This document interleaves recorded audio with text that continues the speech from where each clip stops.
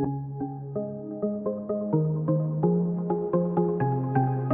everyone, I'm Kat and welcome to my channel, Naturally Beautiful Girl. So today I'm going to be doing a first impressions of a whole bunch of Silk Naturals products. I am really excited to be doing this. You guys have been asking me about Silk Naturals and I have been wanting to try them out because they are a more affordable makeup brand in the green and eco beauty community, and I think it's really important to try out more affordable products because we all want cleaner ingredients, but we may not be able to pay the price of something from RMS or something from Care Weiss, but we want to have good quality and clean ingredients. So I thought I would put some of their products to the test with this first impressions video. And I don't have all of their products, obviously. I selected a range. I did a lot of eyeshadows, lipstick, some blush, some highlights, some bronzer. I did an eyeshadow primer. I did a setting powder, so I'm going to be starting out with that. So if you'd like to see how I got this look, my first impressions on these products, stay tuned. Alright, the first thing I want to do is apply some under eye concealer to conceal these dark circles so I can try out the Silk Naturals Untinted Blur Setting Powder. And I have a sample of this, and it cost $1.25 for the sample, and I got quite a bit of it actually for a sample size, so I was very impressed by that. These do not come with locking sifters, they just come with the little sifting holes, so even from traveling, mine got kind of loose and bounced around all the packaging. But I mean, that's also what you are paying for. You are paying a lower price, and so you're not going to get fancy things in packaging like locking sifters. So I'm just going to apply the duet concealer and then I will go ahead and bake with the Untinted Blur powder. Now that I've got the concealer on, I'm going to pick up the Untinted Blur powder with a damp beauty sponge and try and bake with this under my eyes.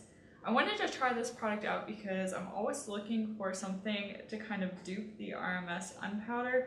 I don't know if this will, but you know, I thought I would give it a try.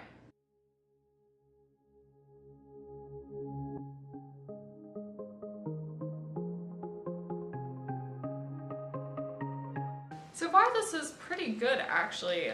It is fairly finely milled and it was not clumpy. The Root Setting Silk is kind of comes in clumps, so when I try and blend it under my eyes you'll just get like these clumps of the powder, but this one didn't do that. So far so good.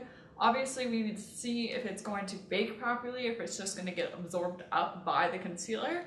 But it's off to a good start, so I am hopeful. And I do feel it kind of drying a little bit, so this might work. I might need to apply a little bit more though, I'm not sure. I'm not used to the setting powder, so I'll wait a minute and see if I need to apply a little more. But in the meantime, we are going to move on to eyes. And so to be completely fair, I decided to pick up the Silk Naturals Stickum Eyeshadow Enhancer, which is a type of eyeshadow primer.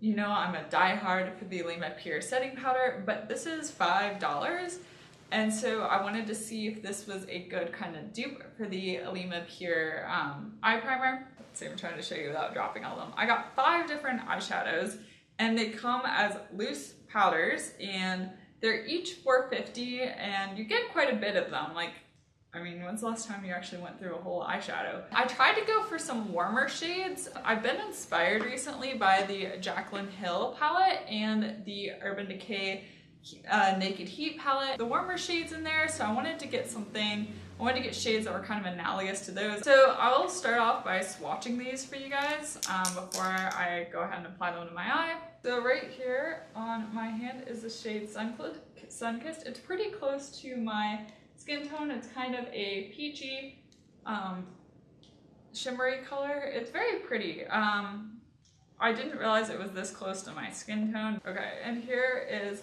Sundress down below Sunkissed. It is a kind of, it's a matte, I'd say it's kind of a little bit pinky, maybe a little orange. It is a warm color, as you can tell. I'm really bad at describing colors, so I'm just gonna let you look at it and decide what you think the color of it is. Next up, we have Freckle, and Freckle is a warm matte brown. I thought this could be really nice on the outer corner of my eye and maybe smudged under the lower lash line. Comfy, it is a warm peach matte shade. I thought this could be a really nice transition color. And the last shade I have down here is Animate It is kind of a rose gold shade with a lot of shimmer to it. You can see it is a very pigmented eyeshadow. I really like this one. These matte ones are looking a little patchy swatched on the back of my hand. The back of my hand is actually a little dry right now, so that could be aggravating the problem. So we'll obviously see how this blend out on the eyes. I am going to start off with the Stick on the Eyeshadow Primer. You can see how this works. Whoa, this is like so it's like a gel kind of, and I just barely touched it and a whole bunch squeezed out. So you don't need to squeeze much of this. A little bit goes a long way. Okay. Feels just kind of like putting a gel on my eye. Yeah, we'll see. I'm gonna give this a minute to dry because it's pretty slippery. It definitely is more wet, if that makes sense, than the Lima Pure Eye Primer. That one is more dry of a gel. I don't know. Hopefully the description makes sense. I think what I'm gonna do is start off with Sun Kissed, and I'm going to apply this to the inner third of my eye. And I'm gonna do the same kind of thing that I do with the Lima Pure Eye Primer, which is put on my lid shades first while the eyeshadow primer is kind of tacky, and then go in and do the crease. So we're gonna try that out. So I'm gonna pick up Sun Kissed on my pigment packer brush from MOTD Cosmetics, and we're just gonna apply this to the inner third of my eye.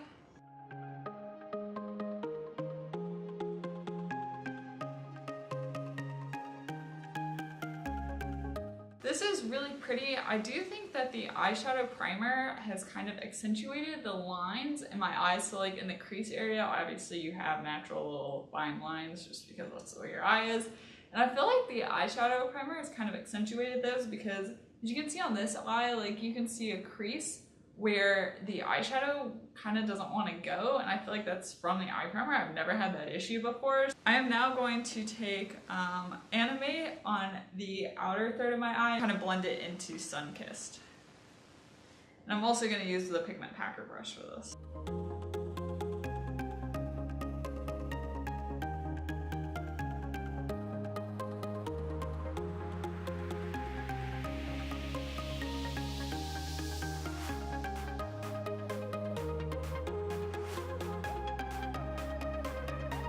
That one, I feel like it didn't actually give that much pigment. I feel like it's just shiny but not that pigmented. So, so far Animate is not my favorite. I'm actually going to pause for a second and apply a little bit more of the Blur setting powder under my eyes. I feel like I just need a little bit more.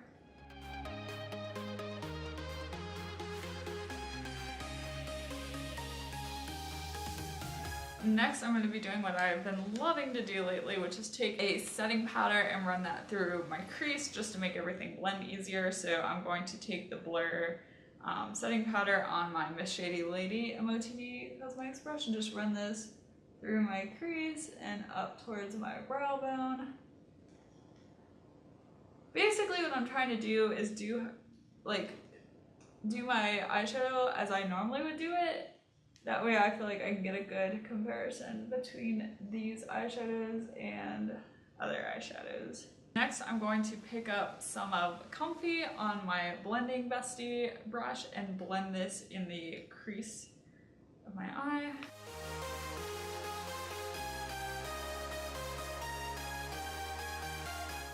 I really like this shade. I think it's a really nice warm peach color that's not like too crazy.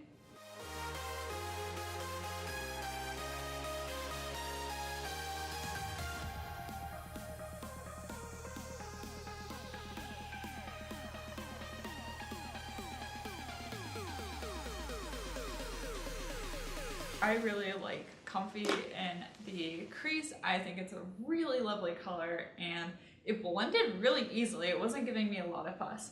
Okay, so now that you saw me reapply it, the Blur setting powder, you can see now that it is kind of baking and didn't just get all eaten up by the concealer, which is a really great sign. So I'm gonna dust this away now, and under my eyes it feels smooth like it does with the RMS Unpowder. Now what I'm gonna do is take a bit of Sundress along and just blend it in the lower part of my crease, not bring it up too high.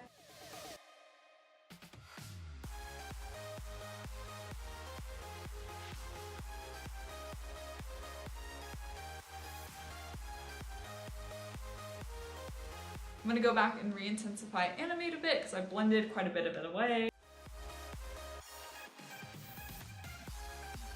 Now I'm going to take Freckle and smudge it along my lower lash line. I was going to put it on my eyes, but I feel like I have enough going on up there. So I'm just going to smudge Freckle along my lower lash line using my straight to the point angle brush from MOTD.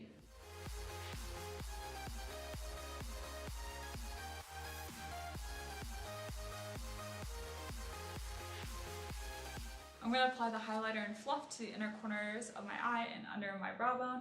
This highlighter, sorry, I'm checking my order here. This highlighter is supposed to be a dupe for the Anastasia Beverly Hills Crushed Pearl highlighter. I don't know, I've never actually used an Anastasia Beverly Hills highlighter. But down here, this is the highlighter in Fluff Swatched. It is very, very light. It's not as intense as what I was hoping for, so let's see how it actually looks applied. And I'm picking this up with my MOTD Cosmetics and No Fudge Just Smudge brush.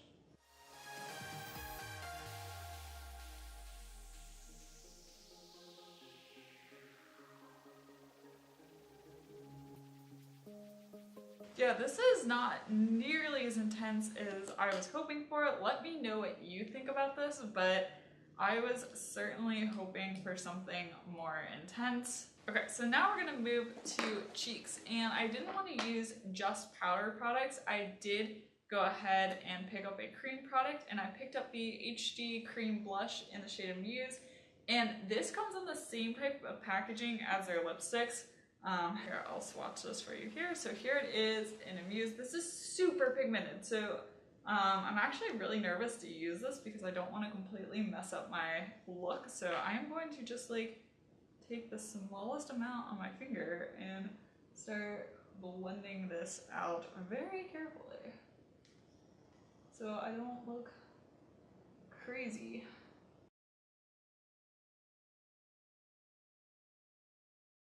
See, but now I'm not seeing it, I'm not actually seeing it that much on my cheek. Oh, there we go. There we go.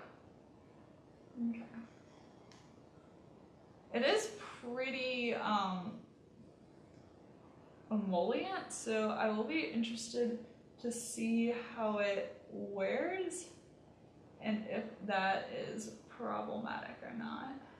It is easy to blend, I will give it that. I'm definitely interested to see how it wears throughout the day. It is really pigmented, so that's also nice, but it also means you need to be really careful when you're applying it. I'm going to go ahead and set it with some of my face powder because I'm going to be applying a powder, bronzer, and a powder highlight on top, and I want to make sure those blend well. Okay, so here it is with some of my face powder on top. You do still see the color. It did dull the color a little bit, but it also did help to mattify it, which I think is going to help it wear better on my skin because my skin is so oily, so we'll see how that works. I can try it again on another day without powdering it if I use my like Connie Botanicals Galaxy Milk highlighter. That way I can see just how different cream products layer on top of it. But that is a test for another day because today we are just doing Silk Naturals. The bronzer I picked up is a sample of the Miss Malibu bronzer, and it's supposed to be the lightest matte bronzer that they have. And I picked this one up because I have a lot of shimmery bronzers right now and I wanted to try out a matte one and see how that looks. So this is the shade of the bronzer right here. I'm not sure that's the right shade for a bronzer for my skin tone. It looks really yellow, so I am going to go in very sparingly with this and try and not look completely crazy. Though, I feel like this would be a great eyeshadow color. Let me know if you agree, but I feel like that could be like a fantastic eyeshadow color.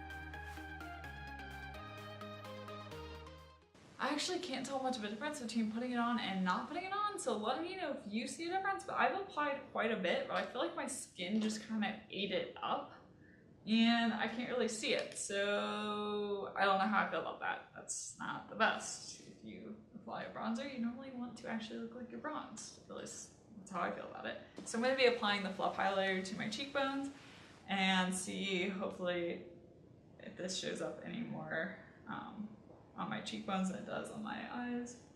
I already have a glow going on because I'm using a foundation that's a little glowy, so that might make this a little more challenging, but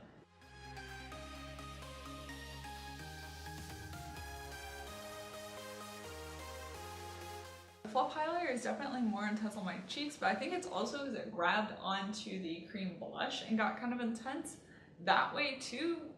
So I don't know. I like the shade of the fluff highlighter a lot. I'm just not sure how I actually feel about it as a highlighter. Hopefully that makes some sense. And the last product we have to test out is, of course, a lipstick, and I have the Lois lipstick.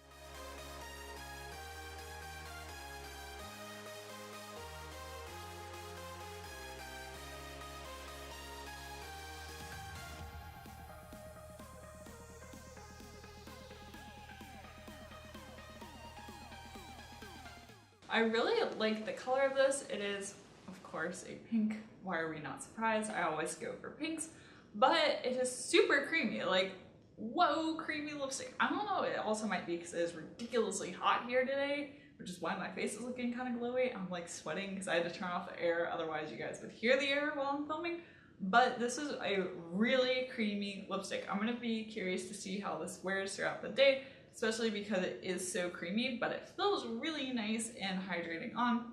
So overall, I really actually am surprised by how much I like the matte eyeshadows. I like those better than the shimmery eyeshadows. I felt like they were really pigmented, they blended really easily. The blush was nice. It was one of the easier blushes. It was one of the easier cream blushes to blend out. I think that's also because it was a little bit because it was so pigmented, it was just very easy to blend out.